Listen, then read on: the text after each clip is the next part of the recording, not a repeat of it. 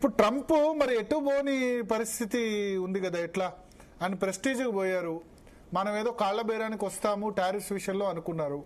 In fact నిన్న మన్ కీ బాత్ లో నరేంద్ర మోడీ కూడా చెప్పారు, మీరు డొమెస్టిక్ కన్జంప్షన్ పెంచండి, మన దేశంలో తయారైన వస్తువుల్ని కొనండి అని దేశ ప్రజలకు పిలుపునిచ్చారు. రాబోయే ఫెస్టివల్స్ సందర్భంగా ఎంతో కొంత పనిచేస్తుంది. ఆయన వ్యతిరేకంగా ఉన్న వాళ్ళు ఉన్నారు, కానీ సపోర్ట్ చేసే వాళ్ళు ఒక 35-40% దాన్ని ఇంప్లిమెంట్ చేసేందుకు ప్రయత్నం చేస్తారు కదా. ఉంటారండి, ఖచ్చితంగా ఉంటారు. ఇక్కడండి ఇప్పుడు ఒక ప్రైమ్ మినిస్టర్ పొజిషన్ లో ఉండి ఒక మనిషి మాట్లాడుతూ ఉంటే పిఎం అంటే మోడీ మాట్లాడాడు, లేకపోతే బీజేపీ పార్టీ నుంచి ఒక పర్సన్ మాట్లాడారు అని ఎవరు చూడరు. ఇక్కడ నేషనలిజం ఫీలింగ్ ఎక్కువ వస్తుంది జనాలందరిలో. మనకి యుఎస్ నుంచి ఈ థ్రెట్ వచ్చింది, యుఎస్ మనల్ని థ్రెటన్ చేయడానికి చూస్తోంది, మనల్ని భయపెడుతోంది అని ఎప్పుడైతే ఇది కామనర్స్ అందరికీ అందుతుందో, ఆల్రెడీ ఈ ఎక్స్పోర్ట్స్ లో చిన్న చిన్న ఎక్స్పోర్ట్స్ లో ఉన్న వాళ్ళందరూ ప్రాబ్లం ఫేస్ చేస్తున్నారు. ఈ టారిఫ్స్ వలన స్టాక్ మార్కెట్స్ పడిపోయి మనకు తెలుసు, మన కామన్ మ్యాన్ ఇండియాలో ఎంత స్టాక్ మార్కెట్స్ లో ఇన్వెస్ట్ చేస్తారో మనందరికీ తెలుసు. సో ఇప్పుడు ఈ ట్రంప్ చేస్తున్న ఈ టారిఫ్స్ వలన ఆల్రెడీ ఇండియా మొత్తంలో ఎఫెక్ట్ ఎవరో ఒకళ్ళు ఏదో ఒక విధంగా చూస్తూనే ఉన్నారు. కాబట్టి ఈ ఇష్యూ ఏంటి అన్నది ప్రతి ఒక్కరికి తెలుసు. ఇలాంటి టైంలో ఎప్పుడైతే పిఎం పొజిషన్ లో ఉన్న ఒక మనిషి వచ్చి మన్ కీ బాత్ లాంటి ప్రోగ్రామ్ లో మన గూడ్స్ ని మన లోకల్ మార్కెట్ లో మనం డిమాండ్ పెంచుకోవాలి అని పిలుపునిస్తే అది జనాలందరూ చాలా సీరియస్ గా తీసుకుంటారు. దానికి రెస్పాన్స్ చాలా ఎక్కువ ఉంటుంది.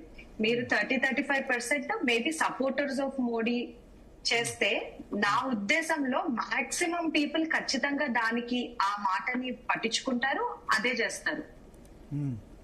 సో మన ఇండియన్ గూడ్స్ కి మనకి ఇండియాలో మార్కెట్ ఖచ్చితంగా పెరుగుతుంది. ఓకే ఓకే ఓకే సో అదొకటి. చైనాతో మనం ఎట్లా ఉండాలి? చైనాకు సంబంధించి ఆర్థికంగా బలపడితే పూర్తి స్థాయిలో నమ్మలేము. రష్యా అంటే మనకు రిలయబుల్ పార్ట్నర్, నో డౌట్.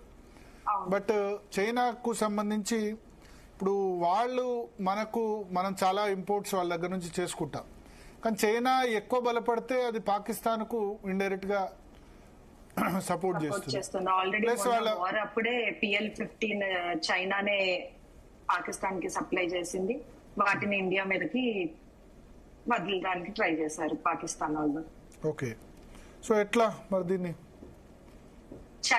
ఇది మాత్రం ఖచ్చితంగా స్మార్ట్ డిప్లొమసీనే అండి. ఇండియా ఎప్పటికైనా చైనాతో ఫైట్ చేయటము అనేది మనకి స్ట్రాటజికల్ గా కరెక్ట్ కాదు. మనకి చైనాతో ఉన్నవి బార్డర్ డిస్ప్యూట్స్, ఇవి అన్ని ఏదో వెనకాల జరిగిన ఒక చిన్న రీజన్ వల్ల ట్రిగర్ అయినవి తప్పిస్తే పాకిస్తాన్ తో ఉన్న లాంటి ఫర్ ఎవర్ ఎనిమిటీ కాదు అది. కానీ ఇప్పుడు వాళ్ళు ఇదే సందర్భం తీసుకొని ఇప్పుడు మనం యుఎస్ మనను కార్నర్ చేస్తుంది కాబట్టి వాళ్ళు ఇదే సందర్భంగా తీసుకొని అరుణాచల్ ప్రదేశ్, ఇతర బార్డర్ డిస్ప్యూట్ లో, లడాక్ లో దానిలో మళ్ళీ దాన్ని ఆ విధంగా దాన్ని ఆక్యుపై చేసే ప్రయత్నం చేస్తే యథార్థ స్థితి కాకుండా అక్కడి వరకు వెళ్ళకపోవచ్చు. ఎందుకంటే చైనా కూడా ఏమి అంత ఫూలిష్ గా స్టెప్స్ తీసుకోదనే నేను అనుకుంటున్నాను. ఎందుకంటే మనకి రష్యా సపోర్ట్ కూడా ఉందిగా, మిలిటరీగా సపోర్ట్ ఉంది, టెక్నాలజీ పరంగా సపోర్ట్ ఉంది. కాబట్టి చైనా కూడా అలాంటి పెద్ద స్టెప్స్ ఏమీ వెయ్యదు. వాళ్ళకి కూడా ఎప్పటికైనా ఇండియా లాంటి కంట్రీతో ఎప్పుడైనా మంచి టైస్ ఉండటమే ఇంపార్టెంట్. చైనాకి ఖచ్చితంగా యుఎస్ కి ఫైట్ చెయ్యాలి అంటే ఒక ఇండియా లాంటి కంట్రీతో సపోర్ట్ కావాలి అన్న క్లారిటీ చైనాకి ఉంది.